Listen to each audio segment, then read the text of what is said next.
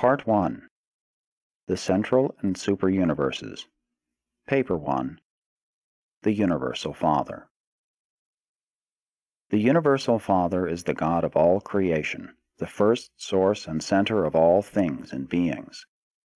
First think of God as a creator, then as a controller, and lastly as an infinite upholder. The truth about the Universal Father had begun to dawn upon mankind when the prophet said, "You, God, are alone, there is none beside you. You have created the heaven and the heaven of heavens with all their hosts. You preserve and control them.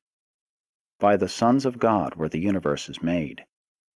The Creator covers himself with light as with a garment and stretches out the heavens as a curtain." Only the concept of the Universal Father, one God in the place of many gods, enabled mortal man to comprehend the Father as divine creator and infinite controller.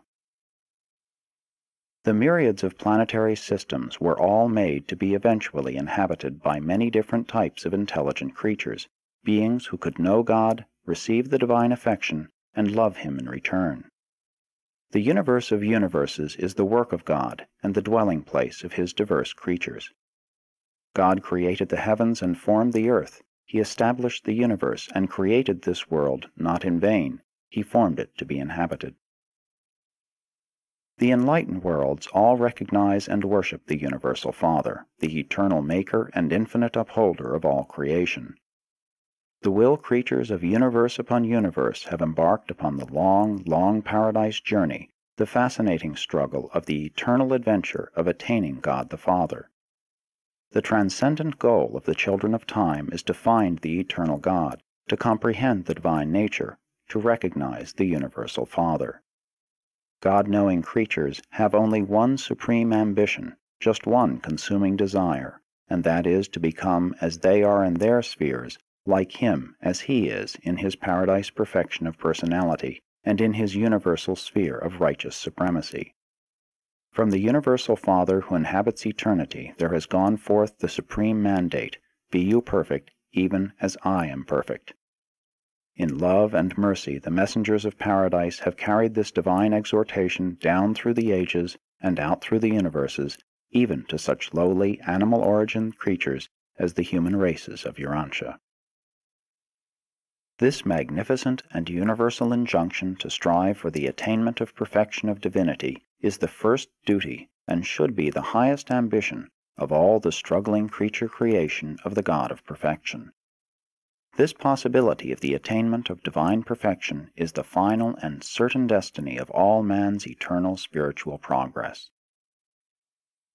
Urantia mortals can hardly hope to be perfect in the infinite sense, but it is entirely possible for human beings, starting out as they do on this planet, to attain the supernal and divine goal which the infinite God has set for mortal man.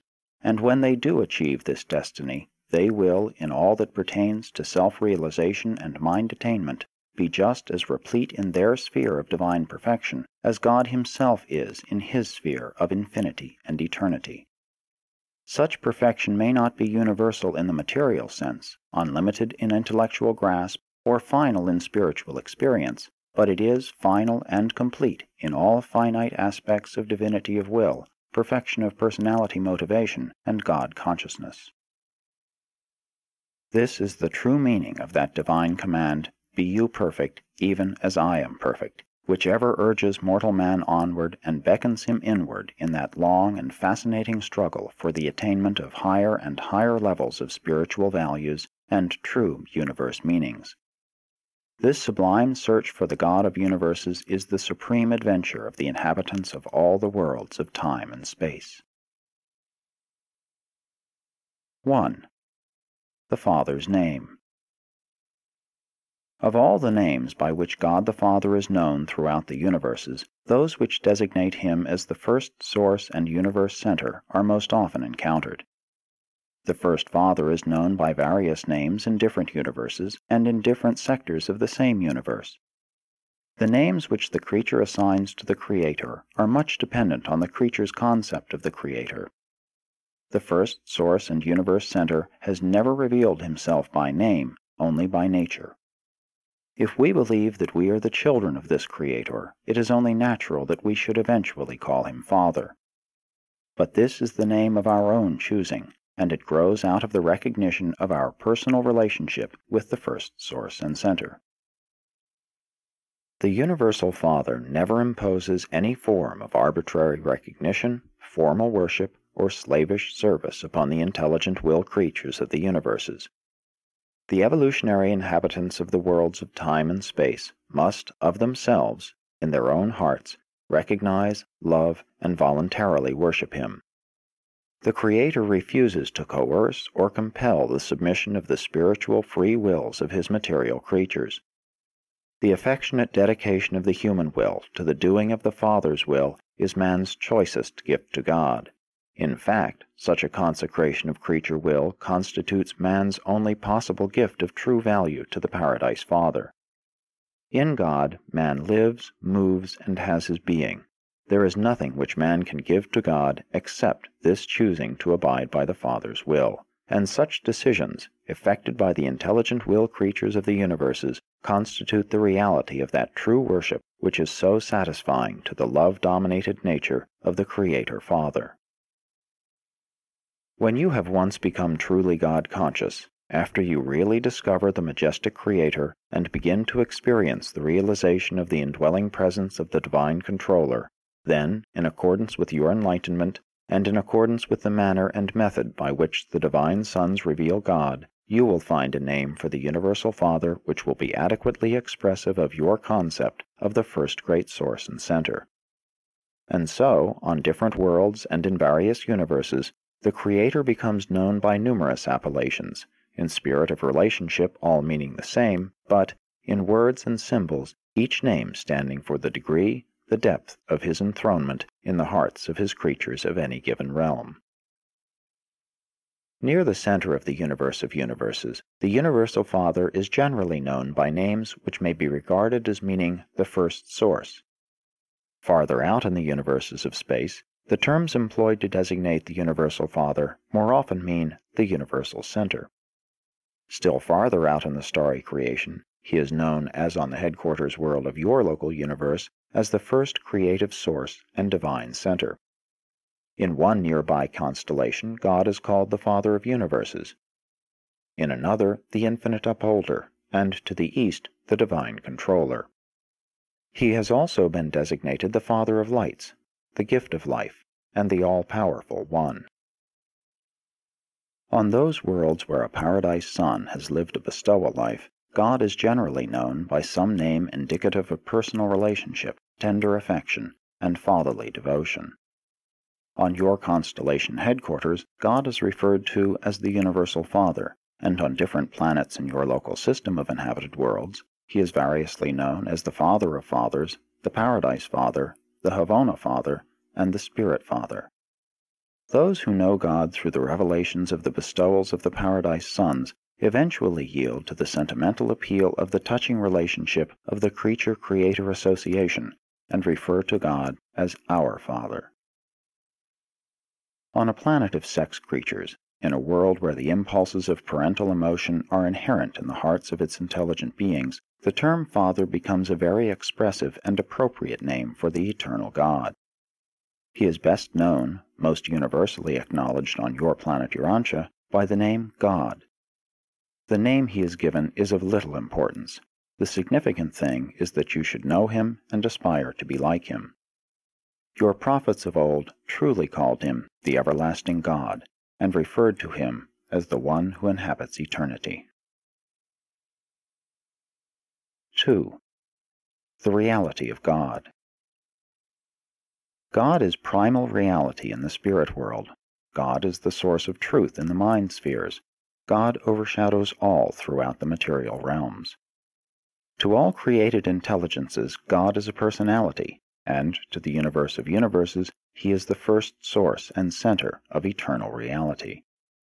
God is neither man-like nor machine-like. The First Father is universal spirit, eternal truth, infinite reality, and Father personality. The eternal God is infinitely more than reality idealized or the universe personalized. God is not simply the supreme desire of man, the mortal quest objectified. Neither is God merely a concept, the power potential of righteousness. The Universal Father is not a synonym for nature, neither is he natural law personified. God is a transcendent reality, not merely man's traditional concept of supreme values. God is not a psychological focalization of spiritual meanings, neither is he the noblest work of man. God may be any or all of these concepts in the minds of men, but he is more. He is a saving person and a loving Father to all who enjoy spiritual peace on earth and who crave to experience personality survival in death. The actuality of the existence of God is demonstrated in human experience by the indwelling of the Divine Presence, the Spirit Monitor, sent from paradise to live in the mortal mind of man, and there to assist in evolving the immortal soul of eternal survival. The presence of this divine adjuster in the human mind is disclosed by three experiential phenomena. 1. The intellectual capacity for knowing God, God consciousness. 2. The spiritual urge to find God, God seeking. 3. The personality craving to be like God, the wholehearted desire to do the Father's will. The existence of God can never be proved by scientific experiment or by the pure reason of logical deduction. God can be realized only in the realms of human experience. Nevertheless, the true concept of the reality of God is reasonable to logic, plausible to philosophy, essential to religion, and indispensable to any hope of personality survival. Those who know God have experienced the fact of his presence. Such God-knowing mortals hold in their personal experience the only positive proof of the existence of the living God which one human being can offer to another.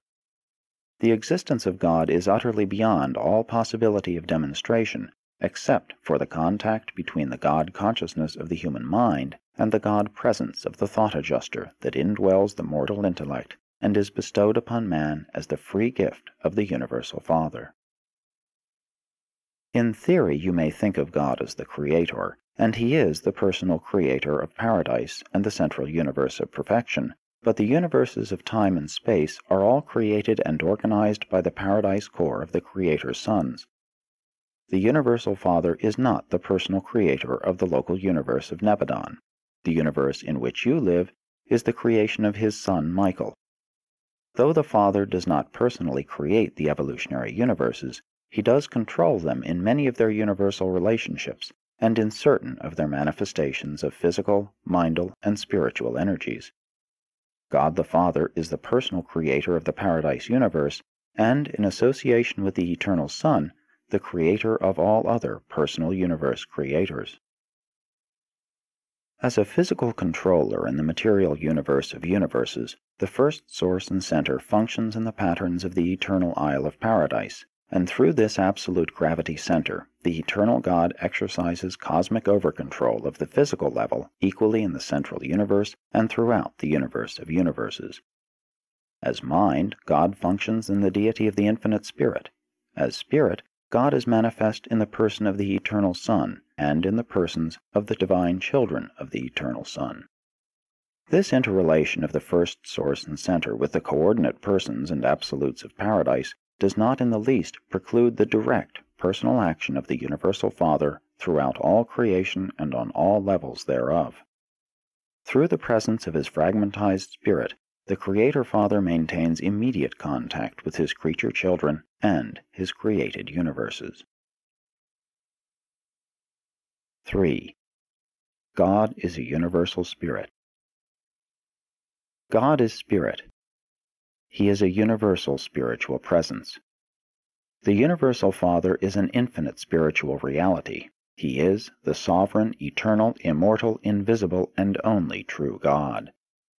Even though you are the offspring of God, you ought not to think that the Father is like yourselves in form and physique because you are said to be created in his image, indwelt by mystery monitors dispatched from the central abode of his eternal presence. Spirit beings are real, notwithstanding they are invisible to human eyes, even though they have not flesh and blood. Said the seer of old, Lo, he goes by me, and I see him not. He passes on also, but I perceive him not.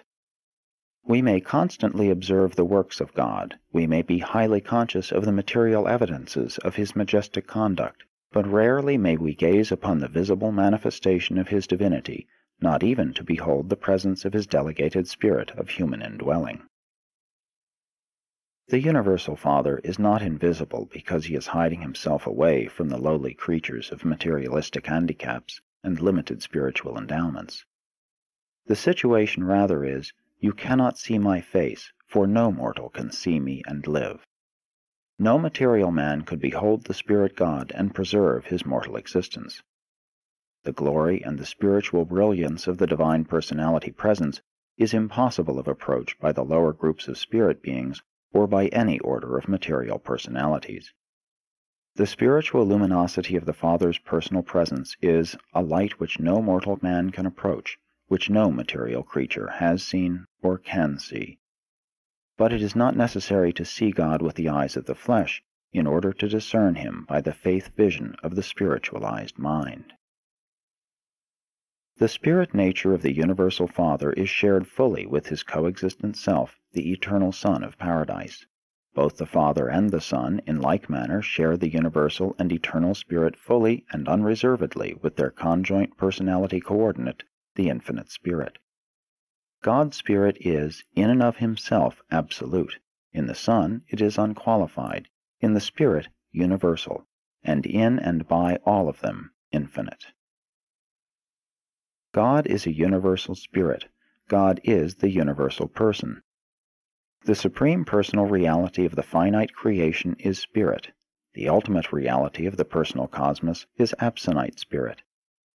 Only the levels of infinity are absolute, and only on such levels is there finality of oneness between matter, mind, and spirit. In the universes, God the Father is, in potential, the over-controller of matter, mind, and spirit. Only by means of his far-flung personality circuit does God deal directly with the personalities of his vast creation of will creatures, but he is contactable, outside of paradise, only in the presence of his fragmented entities, the will of God abroad in the universes. This paradise spirit that indwells the minds of the mortals of time, and there fosters the evolution of the immortal soul of the surviving creature, is of the nature and divinity of the Universal Father. But the minds of such evolutionary creatures originate in the local universes, and must gain divine perfection by achieving those experiential transformations of spiritual attainment which are the inevitable result of a creature's choosing to do the will of the Father in heaven. In the inner experience of man, mind is joined to matter. Such material-linked minds cannot survive mortal death. The technique of survival is embraced in those adjustments of the human will and those transformations in the mortal mind whereby such a God-conscious intellect gradually becomes spirit-taught and eventually spirit-led. This evolution of the human mind from matter association to spirit union results in the transmutation of the potentially spirit phases of the mortal mind into the Morancha realities of the immortal soul.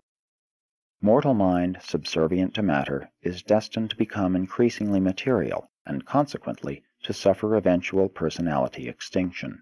Mind yielded to spirit is destined to become increasingly spiritual and ultimately to achieve oneness with the surviving and guiding divine spirit, and in this way to attain survival and eternity of personality existence.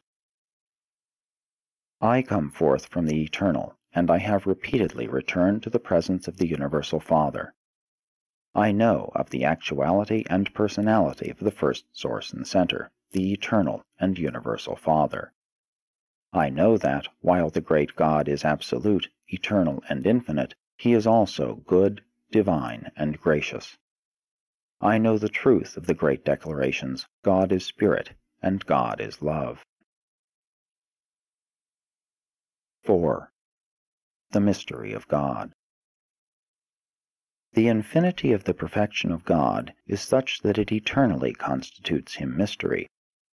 And the greatest of all the unfathomable mysteries of God is the phenomenon of the divine indwelling of mortal minds. The manner in which the Universal Father sojourns with the creatures of time is the most profound of all universe mysteries. The divine presence in the mind of man is the mystery of mysteries. The physical bodies of mortals are the temples of God. Notwithstanding that the sovereign Creator sons come near the creatures of their inhabited worlds, and draw all men to themselves, though they stand at the door of consciousness, and knock, and delight to come in to all who will open the doors of their hearts, although there does exist this intimate personal communion between the Creator sons and their mortal creatures, nevertheless, mortal men have something from God Himself, which actually dwells within them. Their bodies are the temples thereof. When you are through down here, when your course has been run in temporary form on earth, when your trial trip in the flesh is finished, when the dust that composes the mortal tabernacle returns to the earth whence it came, then it is revealed, the indwelling spirit shall return to God who gave it. There sojourns within each moral being of this planet a fragment of God, a part and parcel of divinity. It is not yet yours by right of possession, but it is designedly intended to be one with you if you survive the mortal existence. We are constantly confronted with this mystery of God. We are nonplussed by the increasing unfolding of the endless panorama of the truth of His infinite goodness, endless mercy, matchless wisdom, and superb character. The divine mystery consists in the inherent difference which exists between the finite and the infinite, the temporal and the eternal, the time-space creature and the universal Creator, the material and the spiritual, the imperfection of man and the perfection of paradise deity. The God of universal love unfailingly manifests Himself to every one of His creatures up to the fullness of that creature's capacity to spiritually grasp the qualities of divine truth, beauty, and goodness. To every spirit being and to every mortal creature in every sphere and on every world of the universe of universes, the Universal Father reveals all of His gracious and divine self that can be discerned or comprehended by such spirit beings and by such mortal creatures. God is no respecter of persons, either spiritual or material. The divine presence which any child of the universe enjoys at any given moment is limited only by the capacity of such a creature to receive and to discern the spirit actualities of the supermaterial world.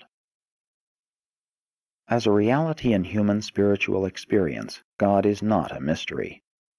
But when an attempt is made to make plain the realities of the spirit world to the physical minds of the material order, mystery appears. Mysteries so subtle and so profound that only the faith grasp of the God-knowing mortal can achieve the philosophic miracle of the recognition of the infinite by the finite, the discernment of the eternal God by the evolving mortals of the material worlds of time and space. 5. Personality of the Universal Father. Do not permit the magnitude of God, His infinity, either to obscure or eclipse His personality. He who planned the ear, shall He not hear? He who formed the eye, shall He not see? The Universal Father is the acme of divine personality. He is the origin and destiny of personality throughout all creation. God is both infinite and personal. He is an infinite personality. The Father is truly a personality, notwithstanding that the infinity of His person places Him forever beyond the full comprehension of material and finite beings. God is much more than a personality, as personality is understood by the human mind. He is even far more than any possible concept of a superpersonality. But it is utterly futile to discuss such incomprehensible concepts of divine personality with the minds of material creatures whose maximum concept of the reality of being consists in the idea and ideal of personality. The material creature's highest possible concept of the universal Creator is embraced within the spiritual ideals of the exalted idea of divine personality. Therefore, although you may know that God must be much more than the human conception of personality, you equally well know that the Universal Father cannot possibly be anything less than an eternal, infinite, true, good, and beautiful personality. God is not hiding from any of his creatures. He is unapproachable to so many orders of beings only because he dwells in a light which no material creature can approach. The immensity and grandeur of the divine personality is beyond the grasp of the unperfected mind of evolutionary mortals. He measures the waters in the hollow of his hand, measures a universe with the span of his hand. It is he who sits on the circle of the earth, who stretches out the heavens as a curtain, and spreads them out as a universe to dwell in. Lift up your eyes on high, and behold who has created all these things, who brings out their worlds by number, and calls them all by their names. And so it is true that the invisible things of God are partially understood by the things which are made. Today, and as you are, you must discern the invisible Maker through his manifold and diverse creation, as well as through the revelation and ministration of his sons and their numerous subordinates. Even though material mortals cannot see the person of God, they should rejoice in the assurance that he is a person. By faith accept the truth which portrays that the universal Father so loved the world as to provide for the eternal spiritual progression of its lowly inhabitants, that he delights in his children. God is lacking in none of those superhuman and divine attributes which constitute a perfect, eternal, loving, and infinite Creator personality. In the local creations, excepting the personnel of the superuniverses, God has no personal or residential manifestation aside from the paradise creator sons, who are the fathers of the inhabited worlds and the sovereigns of the local universes. If the faith of the creature were perfect, he would assuredly know that when he had seen a creator son, he had seen the universal Father. In seeking for the Father, he would not ask nor expect to see other than the Son. Mortal man simply cannot see God until he achieves completed spirit transformation and actually attains paradise. The natures of the paradise creator sons do not encompass all the unqualified potentials of the universal absoluteness of the infinite nature of the first great source and center, but the universal Father is in every way divinely present in the creator's sons. The Father and his sons are one. These paradise sons of the order of Michael are perfect personalities, even the pattern for all local universe personality, from that of the bright and morning star down to the lowest human creature of progressing animal evolution. Without God, and except for his great and central person, there would be no personality throughout all the vast universe of universes. God is personality.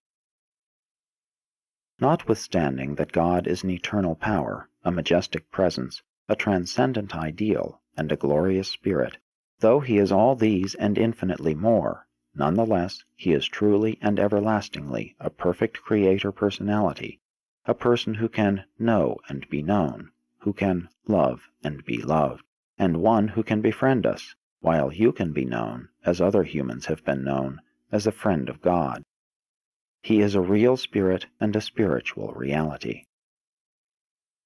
As we see the universal Father revealed throughout his universe, as we discern him indwelling his myriads of creatures, as we behold him in the persons of his sovereign sons, as we continue to sense his divine presence here and there, near and afar, let us not doubt nor question his personality primacy. Notwithstanding all these far-flung distributions, he remains a true person, and everlastingly maintains personal connection with the countless host of his creatures scattered throughout the universe of universes. The idea of the personality of the universal Father is an enlarged and truer concept of God which has come to mankind chiefly through revelation. Reason, wisdom, and religious experience all infer and imply the personality of God, but they do not altogether validate it.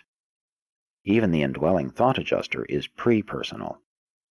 The truth and maturity of any religion is directly proportional to its concept of the infinite personality of God and to its grasp of the absolute unity of deity. The idea of a personal deity becomes, then, the measure of religious maturity after religion has first formulated the concept of the unity of God. Primitive religion had many personal gods, and they were fashioned in the image of man. Revelation affirms the validity of the personality concept of God, which is merely possible in the scientific postulate of a first cause, and is only provisionally suggested in the philosophic idea of universal unity. Only by personality approach can any person begin to comprehend the unity of God. To deny the personality of the first source and center leaves one only the choice of two philosophic dilemmas, materialism or pantheism. In the contemplation of deity, the concept of personality must be divested of the idea of corporeality. A material body is not indispensable to personality in either man or God. The corporeality error is shown in both extremes of human philosophy. In materialism, since man loses his body at death, he ceases to exist as a personality. In pantheism, since God has no body, he is not, therefore, a person. The superhuman type of progressing personality functions in a union of mind and spirit. Personality is not simply an attribute of God.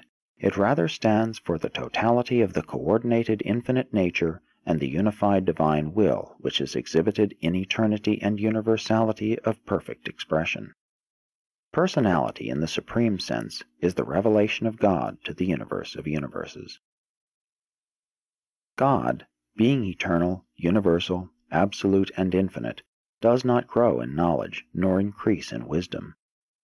God does not acquire experience as finite man might conjecture or comprehend, but he does, within the realms of his own eternal personality, enjoy those continuous expansions of self-realization which are in certain ways comparable to, and analogous with, the acquirement of new experience by the finite creatures of the evolutionary worlds.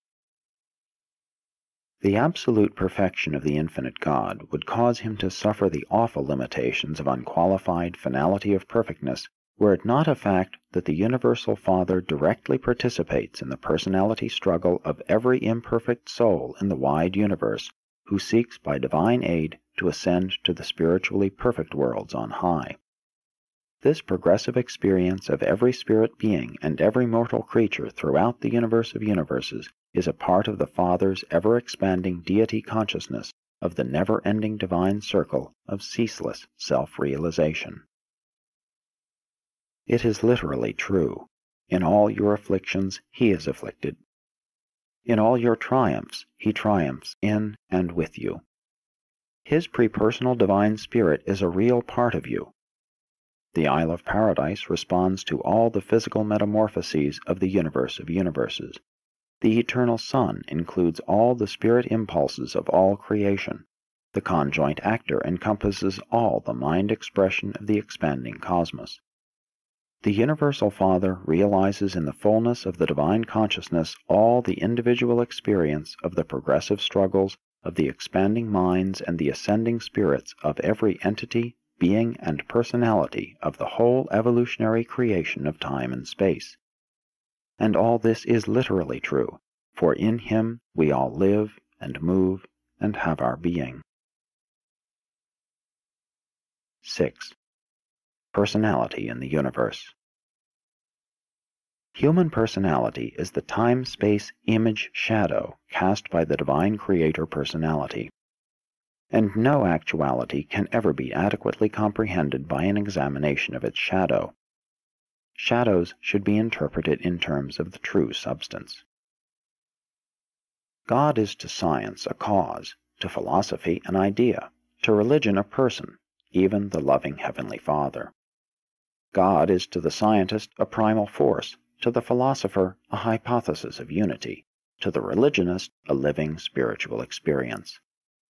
Man's inadequate concept of the personality of the Universal Father can be improved only by man's spiritual progress in the universe, and will become truly adequate only when the pilgrims of time and space finally attain the divine embrace of the living God on Paradise.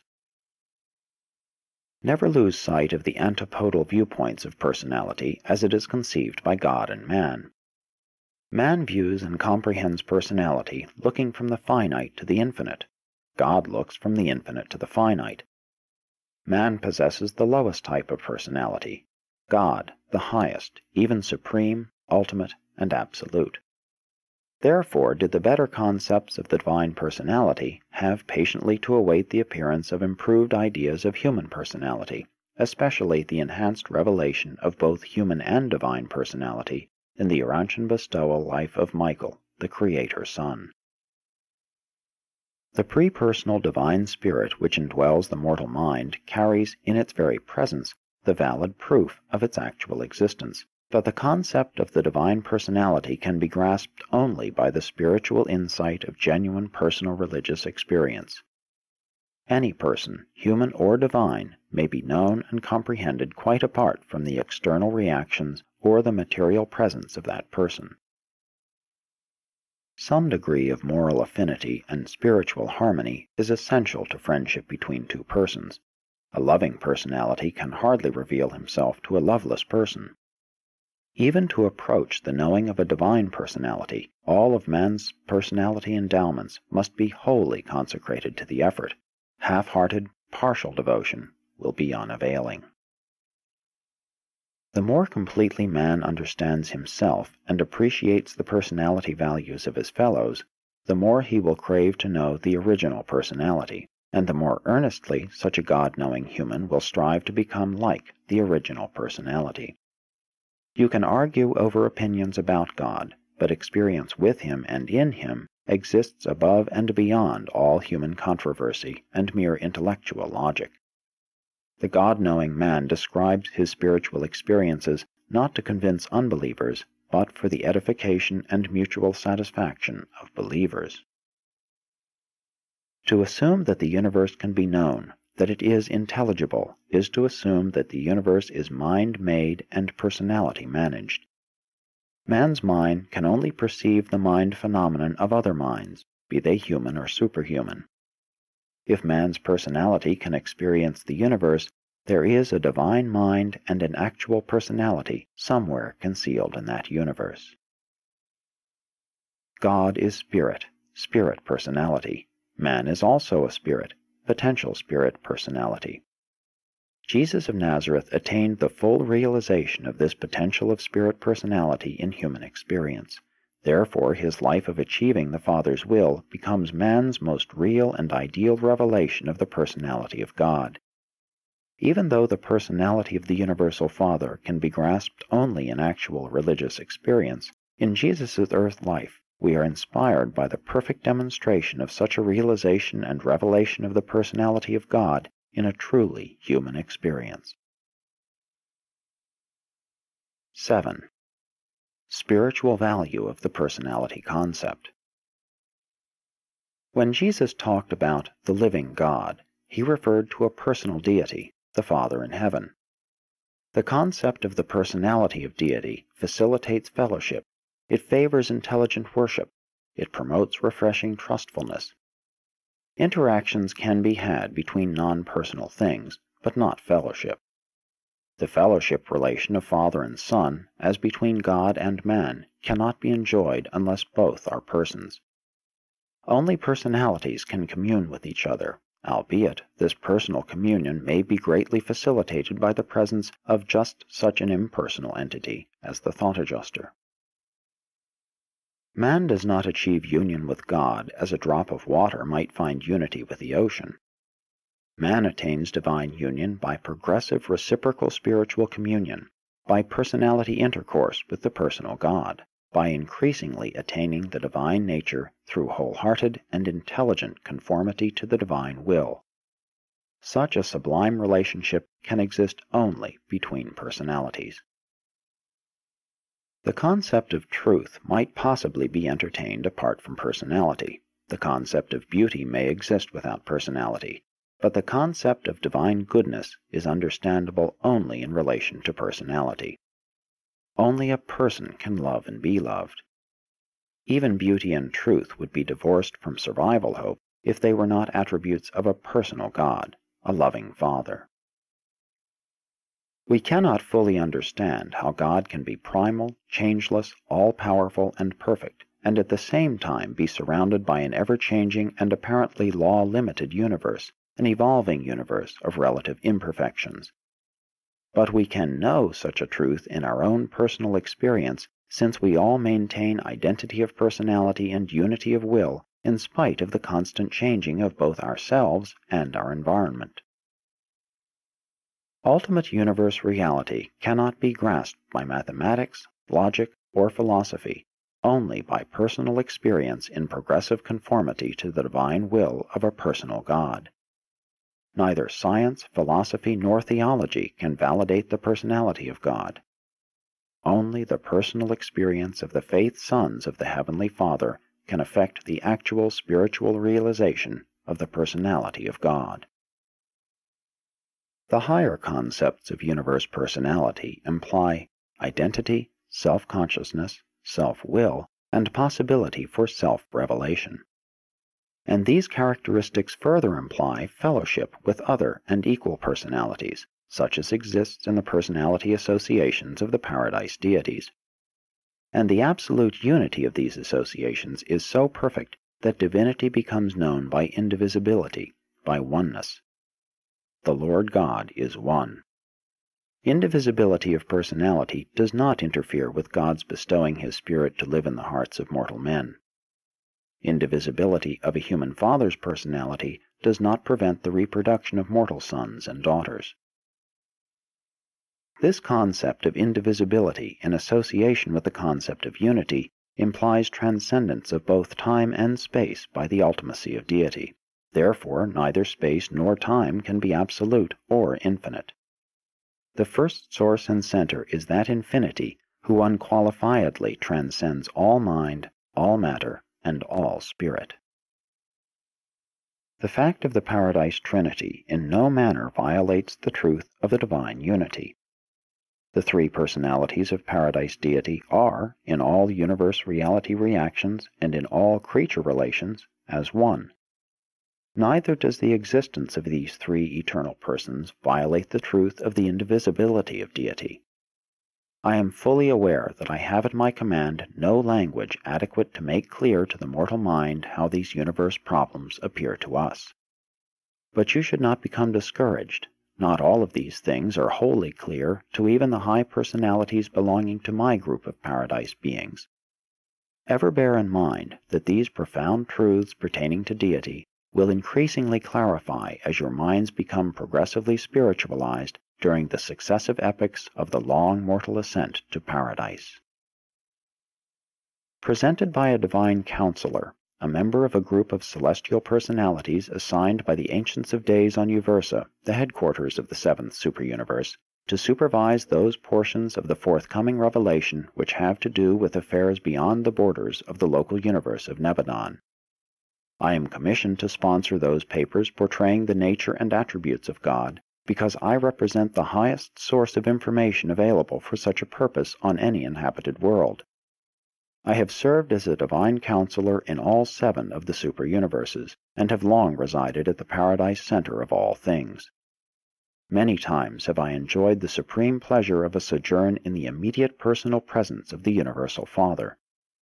I portray the reality and truth of the Father's nature and attributes with unchallengeable authority. I know whereof I speak.